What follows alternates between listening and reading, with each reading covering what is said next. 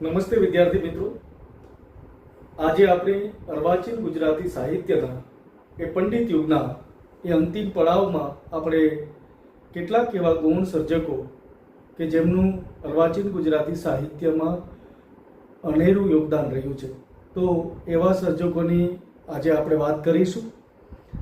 અને આ સર્જકો કે જેમણે અર્વાચીન ગુજરાતી સાહિત્યના વિવિધ સાહિત્ય સ્વરૂપો જે છે એ સાહિત્ય સ્વરૂપની અંદર ખેડાણ કર્યું છે.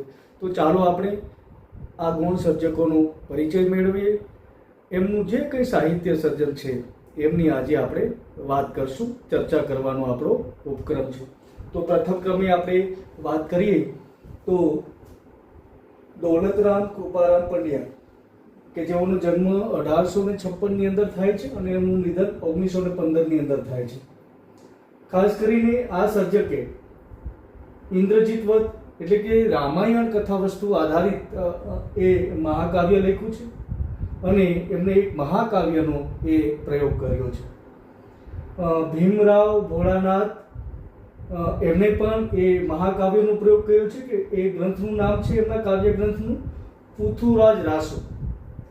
તો આ પૃથુરાજ રાસો છે એમની અંદર એમને મહાકાવ્યનો પ્રયોગ કર્યો છે. કોણે? ભીમરાવ ભોળાનાથે. ત્રણ મસ્ત રંગી કવિઓ જે છે એમની પણ આપણે વાત કરીએ તો ત્રિભુવન પ્રેમશંકર જેમનું ઉપનામ છે મસ્ત કવિ, તો એમણે પણ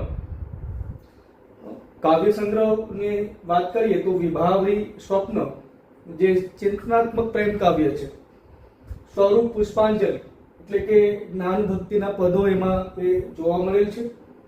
સાથે કલાપીનો વિરહ, આ જે કાવ્ય છે કલાપીનો વિરહ, સુરતાની વાડીનો મીઠો મોરલો, આપણે અગાઉ એમનો અભ્યાસ કરી ચૂક્યા છીએ. એ રાજવી કવિ કલાપી, તો કલાપીનો વિરહ એવું દીર્ઘ કાવ્ય જે છે એ કરુણ પ્રશસ્તિ દીર્ઘ કાવ્ય આપણને ત્રિભુવન પ્રેમશંકર એટલે કે મસ્ત કવિ પાસેથી આપને મળે છે.